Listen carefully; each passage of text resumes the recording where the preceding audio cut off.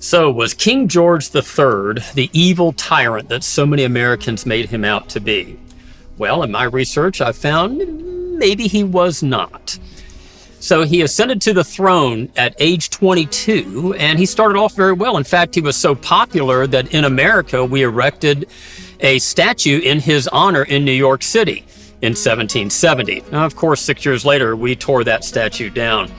But he was actually a very kind and very friendly sort of person.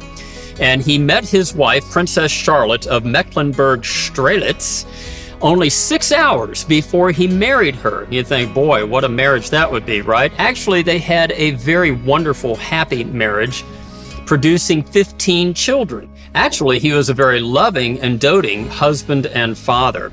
He was also very interested in agriculture, so much so that his friends and his enemies like to call him Farmer George.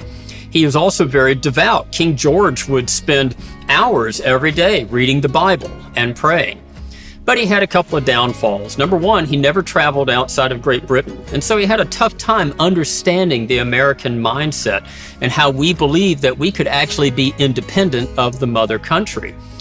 He also was very stubborn, and he did not like the idea of giving up such large territories that he thought were more or less a cash cow.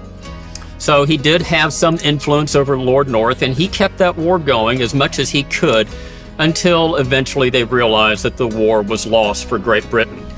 Sadly, King George III fell into a mental illness, which even to this day, we're not quite sure how that developed. And he died alone, shut up in his palace, cut off from the world in 1820. He reigned for 60 years, the longest ruling English king ever. He really was not as bad as we like to think he was, but he certainly did not make the effort to understand the times around him.